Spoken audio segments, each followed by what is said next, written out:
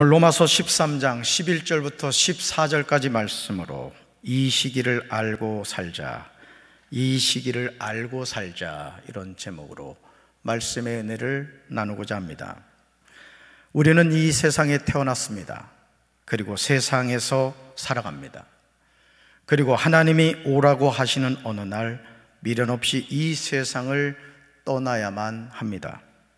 이것이 모든 인생이 가는 삶의 여정입니다. 그러므로 우리가 사는 이 시기를 알고 살아야 합니다. 그런데 안타깝게도 이런 알매 관하여 우리는 관심을 두려고 하지 않습니다. 이래도 한 세상, 저래도 한 세상 하는 삶의 태도를 보이고 살아갑니다. 그러나 하나님의 자녀는 자신이 사는 이 시기가 어떤 때인가를 분별해야만 올바르게 살아갈 수 있습니다. 봄이 오면 봄에 해야 하는 일이 있고, 여름이 오면 여름에 해야 하는 일이 있습니다. 가을이 오면 가을에 해야 하는 일이 있고, 겨울이 오면 겨울에 해야 하는 일이 있습니다. 추나초동 사계절은 우리에게 무엇을 하며 살아야 하는지 알려줍니다.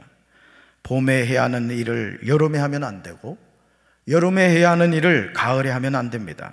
가을에 해야 하는 일을 겨울에 하면 안 되고, 겨울에 해야 하는 일을 봄에 하면 안 됩니다. 하나님이 주신 계절에 우리는 무엇을 해야 하는지 바로 알고 살아야 합니다. 역대상 12장 32절에 시대의 흐름을 알고 마땅히 행할 것을 아는 사람들이 나옵니다. 말씀 같이 읽습니다. 이사갈 자손 중에서는 지도자 200명이 왔습니다. 그들이 이스라엘이 해야 할 일을 알고 있었으며 때를 분간할 줄 아는 사람들이었습니다. 그들의 친척들도 그들의 지휘를 받고 왔습니다. 아멘. 정말 단순하게 보일 수 있는 내용이지만 현재 조국 대한민국에 정말 필요한 말씀이 아닌가 하는 생각이 듭니다. 대통령을 비롯하여 여야가 하나가 되지 못하고 매일 전쟁만 하니 안타까울 뿐입니다. 여러분, 우리는 나라를 위해서 기도해야 할 때인 줄로 믿습니다. 사랑하는 성도 여러분, 역대상 12장 23절부터 37절에는 다윗의 군사들이 나옵니다. 여기에 나오는 사람들은 헤브론에서 다윗을 따른 숫자입니다. 그들은 여호와의 말씀대로 사울의 나라를 다윗에게 주기 위해 싸울 준비를 하고 다윗에게 왔습니다. 24절에서 유다 자손 중에서, 25절에서 시므온 자손 중에서, 26절에서 레위 자손 중에서, 27절에서 아론의 집에서, 29절에서 베냐민 자손에서, 30절에서 에브라임 자손 중에서, 31절에서 므낫세 반지파 중에, 32절에서 이사갈 자손 중에서, 33절에서 스불론 중에서, 34절에서 납달리 중에서, 35절에서 단 자손 중에서, 36절에서 아셀 중에서, 37절에서 요단 저편 루벤 자손과 갓 자손과 므낫세 반지파 중에서 나옵니다. 그런데 32절에 나오는 이사갈 자손을 소개하면서 역대기를 기록한 사가는 아주 중요한 표현을 사용하고 있음을 보게 됩니다.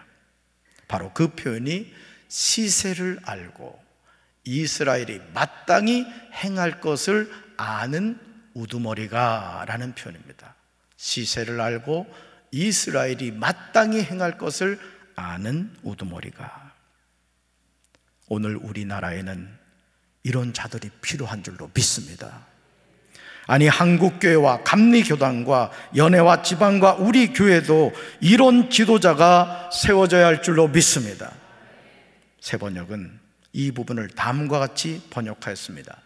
그들은 때를 잘 분간할 줄 알고 이스라엘이 하여야 할 바를 아는 사람들이다.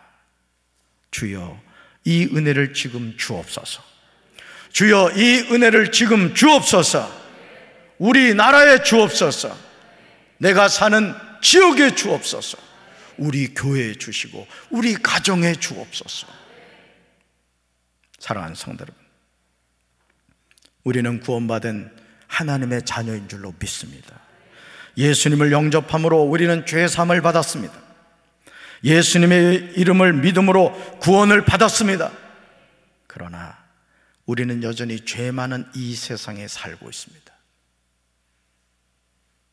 이미 구원을 받은 하나님의 나라의 백성이지만 우리 몸은 허물과 죄로 죽어있는 사람들과 더불어 살아가고 있다는 사실입니다. 그러므로 하나님의 자녀는 시세를 바로 알아야 합니다. 시세란 그 당시의 형세나 세상의 형편이라는 뜻입니다. 하나님이 말씀하신 대로 사울의 나라를 다윗에게로 돌리고자 하는 일은 쉬운 일이 아니었습니다. 이것은 자신의 목숨을 걸어야 하는 일입니다. 그런데 이런 목숨을 걸어야 하는 위험한 일에 이사갈 자손 중에 지도자가 무려 200명이 다윗을 도우려고 왔습니다. 그것도 그들은 때를 잘 분간할 줄 알고 이스라엘이 하여야 할 바를 아는 사람들이었습니다. 다윗에게 얼마나 큰 힘이 되었겠습니까? 저는 우리 교회에 이런 지도자들이 세워지기를 주님의 이름으로 축원합니다. 하나님을 인정하지 않고 타락한 문화로 많은 사람을 미혹하는 이런 시대에서 때를 잘 분간할 줄 아는 리더들이 많이 세워져야 됩니다. 저는 우리 교회 담임 목사로서 이런 목사가 되기를 원합니다. 여러분, 저를 위해서 그렇게 기도해 주셔야 됩니다. 주여, 우리 담임 목사님이 영적으로 깨어있어 시세를 바로 알고 하나님의 뜻을 분별하게 하옵소서. 지도자가 분간하지 못하면 망하는 거예요. 오늘 저와 여러분이 살아가는 이 세상은 요한계시록 3장 14절에 나오는 라오디게아 교회처럼 차지도 아니하고 뜨겁지도 아니한 모습입니다. 흰색도 아니고 검은색도 아닙니다. 온통 회색으로 도배를 하고 있어요. 모든 것을 혼합하려고 합니다. 외국에 가서 성전환 수술을 받고 한국으로 와가지고 자기를 여성으로 인정해 달라는 거예요. 여러분, 남자가 성전환 수술 받는다고 여자가 됩니까? 말도 되지 않잖아요. 근데 이거를 헌법재판소인가 어디서 그거를 합당하다고 그렇게 판결을 했다는 기사를 제가 봤습니다. 종교다원주의도 마찬가지죠. 절대 진리를 인정하지 않으며 보편적인 진리를 주장합니다. 그러나 예수님은 나는 절대 진리라고 말씀하십니다. 나만 길이고 나만 생명이고 나만 진리라고 말씀하십니다. 우리는 그 예수님을 믿습니다. 다른 그 어떤 진리와도 타협하지 않으셨습니다. 그렇다면 우리도 마땅히 절대 진리가 되시는 오직 예수님만 믿어야 될 줄로 믿습니다. 예수님을 통해서만 죄사함을 받고 구원을 받는 줄로 믿습니다.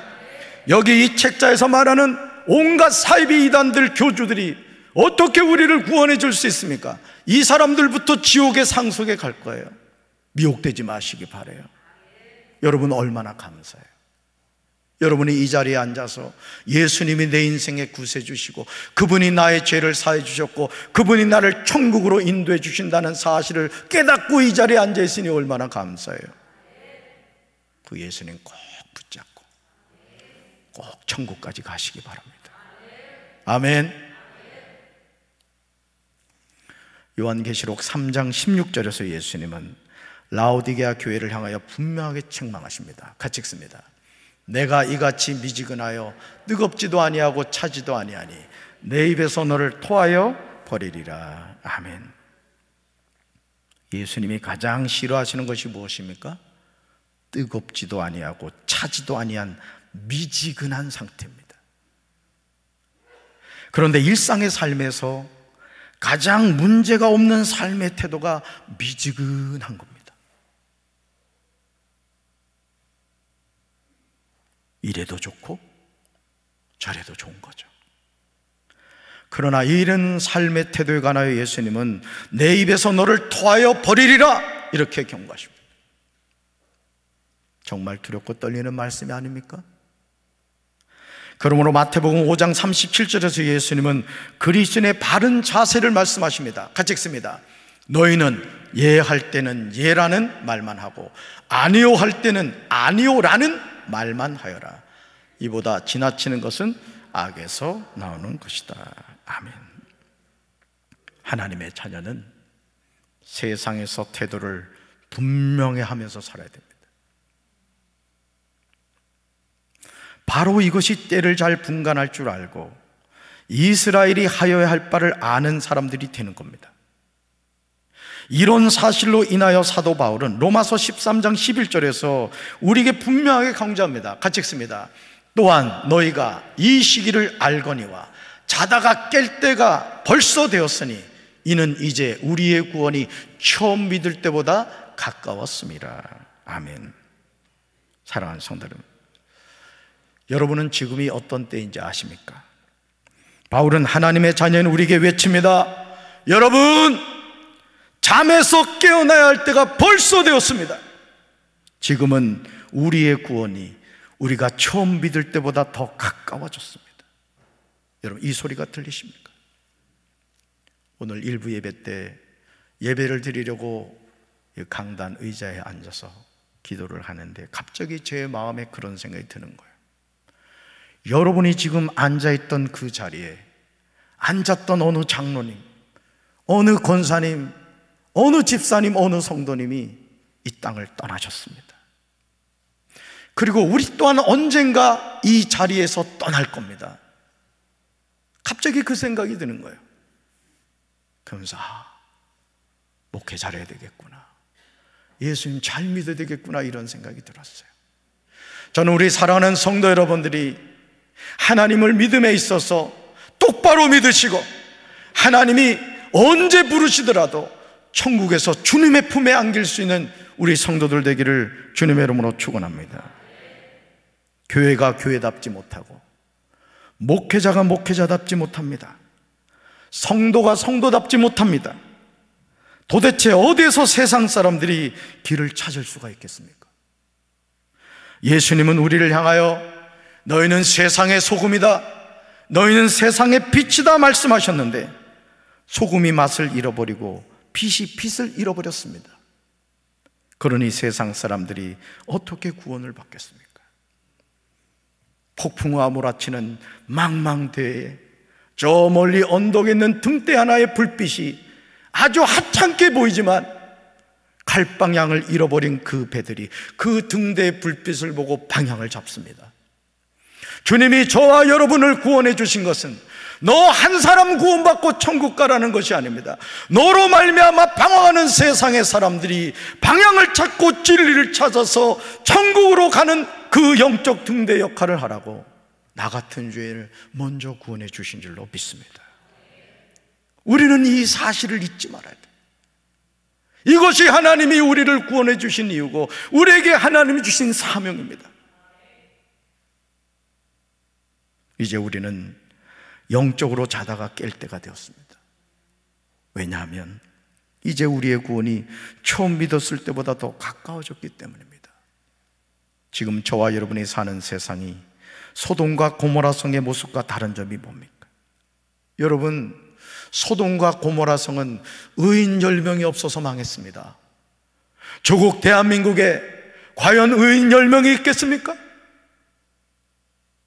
여러분이 그 의인이십니까? 저는 우리 교회 성도들이 주님이 찾으시는 의인이 되길 바랍니다. 여러분 때문에 조국 대한민국이 살만한 나라가 되고 저와 여러분 때문에 이 강경, 익산, 부여, 연무, 논산이 하나님의 나라가 되길 주님의 이름으로 축원합니다. 누군가를 희생양으로 삼아서 책임 전가를 하려고 하기보다는 우리 자신이 자신을 향하여 이렇게 고백해야 돼요. 같이 읽어봅시다.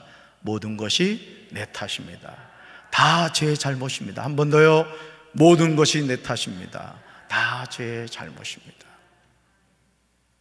부부 사이에 이 고백을 하면 평생 부부싸움 하지 않습니다. 교회에서 목사와 성도가 서로를 향해서 모든 것이 제 탓입니다, 다 제 잘못입니다 하면 그 교회는 평안하여 든든히 세워져 가는 교회가 됩니다. 우리나라도 마찬가지입니다. 대통령부터 모든 것이 다 내 탓입니다, 다 제 잘못입니다, 이렇게 말하는 대통령이라면 그 나라가 어떻게 시끄럽겠습니까? 그렇게 할 때 우리 삶의 소망이 회복되는 줄로 믿습니다. 계속 남 탓만 해서는 아무 소용이 없는 거예요. 이제 저와 여러분은 영적인 깊은 잠에서 깰 때가 되었습니다. 밤이 깊고 낮이 가까이 왔습니다. 그러므로 어둠의 일들을 벗어버리고 빛의 갑옷을 입어야 될 줄로 믿습니다. 바울이 말하고 있듯이 밤이 깊었다는 말이 가슴으로 느껴지죠.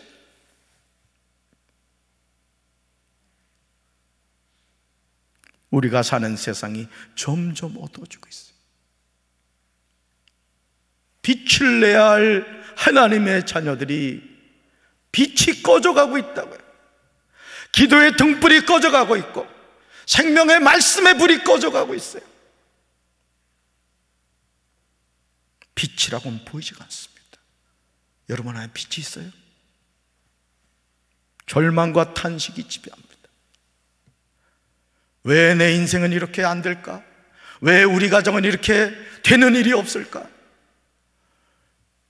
여러분 그런 생각하지 마세요. 내 인생은 없습니다. 여러분은 주님이 값으로 사셨어요. 여러분은 주님의 것이에요. 여러분의 인생은 주님이 책임져요. 내 삶에 다가오는 인생의 문제 누가 해결하겠어요? 내 인생의 주인 되시는 하나님이 해결해 주실 줄로 믿습니다. 힘들고 어려울수록 주님 앞에 나오십시오. 주님을 찾으십시오. 주님이 도와주실 줄로 믿습니다. 절망과 탄식이 지배하는 상황에서 우리가 찾아야 하는 것이 무엇입니까? 바울이 이야기하고 있듯이 우리가 사는 세상이 밤이 깊은 것은 사실입니다. 그러나 이 세상의 밤이 깊으면 깊을수록 낮이 가까이 왔음을 우리는 깨달아야 합니다. 그러기에 이제 어둠의 일들을 벗어버려야 돼요. 그렇다면 바울이 우리에게 말하고 있는 어둠의 일들이란 무엇일까요? 로마서 13장 13절에 나오듯이 방탕입니다. 따라합시다. 방탕입니다. 술 취함입니다. 음란입니다. 호색입니다. 다툼입니다. 시기입니다. 바울은 이런 어둠의 일을 뭐하자? 벗어버리자고 강력하게 전합니다. 그리고 빛의 갑옷을 입자. 여러분 빛의 갑옷을 입어야 됩니다. 강조하고 있습니다. 사랑하는 성도들, 우리가 어떤 옷을 갈아입기 위해서는 현재 자신이 입고 있는 옷을 벗어야 합니다.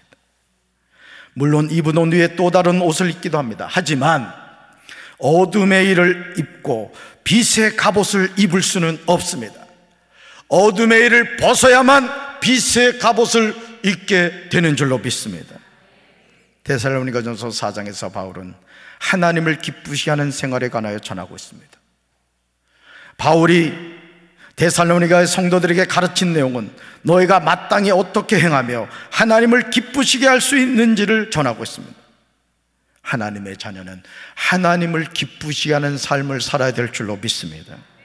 그것이 하나님의 자녀가 이 세상을 살아가는 이유입니다. 여러분 우리가 왜 이 세상에 존재합니까? 잘 먹고 잘 살려고요? 세상에 성공하려고요? 아닙니다. 그것은 정답이 아닙니다. 성경이 우리에게 가르쳐주는 우리가 이 세상을 살아가는 이유는 하나님 때문입니다. 하나님 때문입니다. 나를 구원하신 그 하나님이 나를 높이기도 하시고 낮추기도 하시고 가난하게도 하시고 병들게도 하시고, 이 사실을 잊어버리면 우리 인생이 복잡해지는 거예요.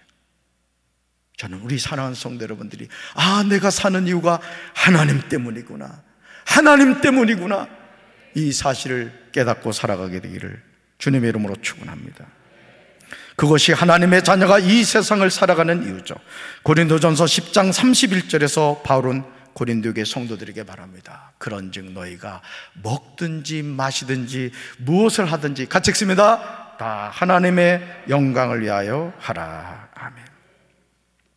너무 부담스럽게 느껴지는 바울의 권면이지만 하나님의 자녀로서 마땅히 가져야 할 기독교적인 가치관이에요. 여러분, 대부분의 사람들이 고민하는 게 뭐죠? 내가 왜 살지?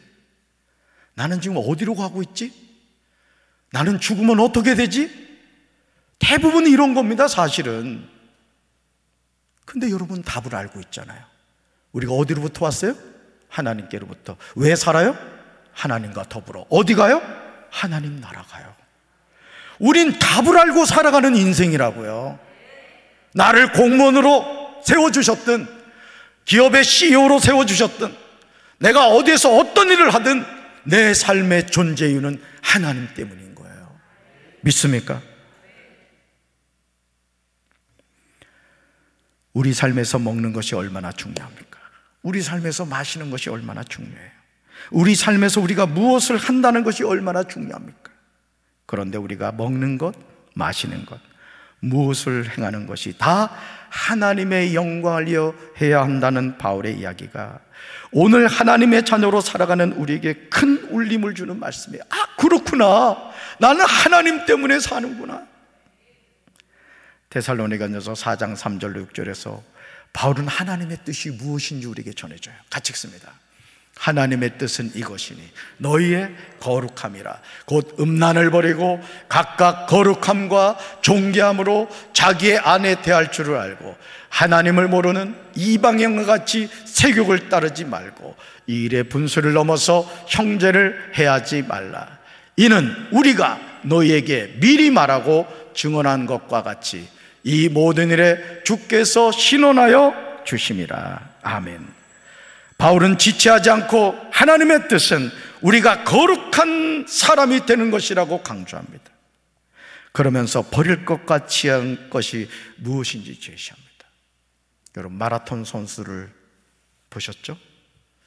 마라톤 선수는 밍크 코트 입고 뛰지 않습니다. 여러분, 우리가 구원받은 하나님의 자녀로 천성을 향해서 달려갑니다. 신앙생활 잘하는 비결이 뭔지 아세요? 버릴 것이 뭔지를 아는 겁니다. 그리고 취할 것이 무엇인가를 아는 거예요.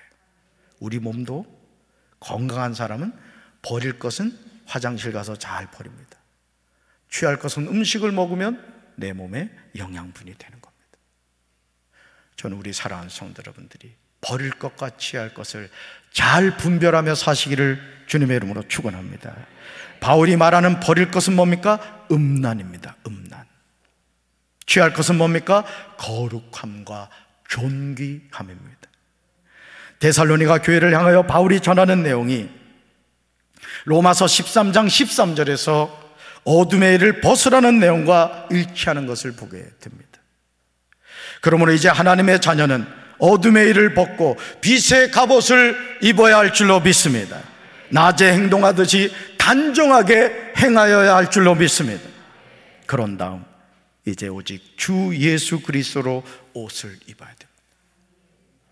결국 로마서 13장 12절에서 우리가 어둠의 일을 벗고 빛의 갑옷을 입는다는 것은 이 뜻입니다. 같이 읽습니다. 오직 주 예수 그리스도로 옷 입는다. 한 번 더요. 오직 주 예수 그리스도로 옷 입는다. 아멘.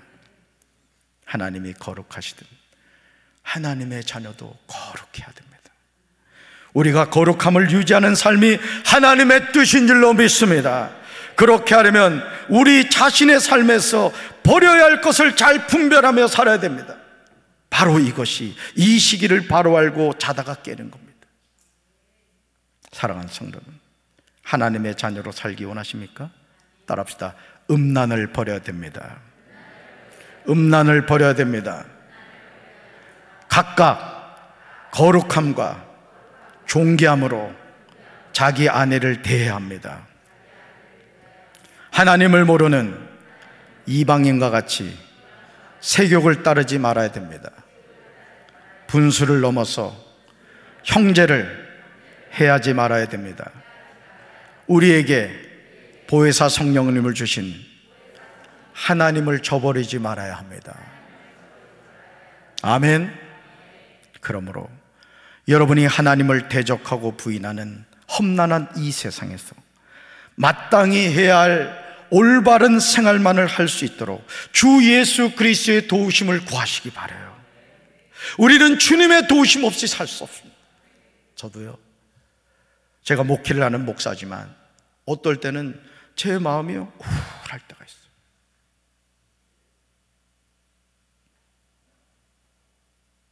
갑자기 어깨가 무거워질 때가 있습니다.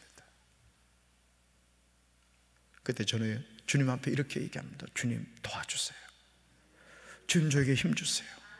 이 사명 감당할 수 있게 해주세요 라고 기도합니다. 그리고 한 번 씩 웃습니다.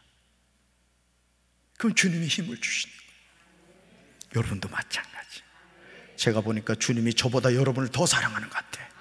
아멘이십니까?